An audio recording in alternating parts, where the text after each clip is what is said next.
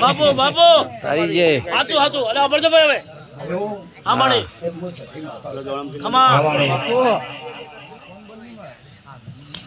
આવાજ કરશો કોઈ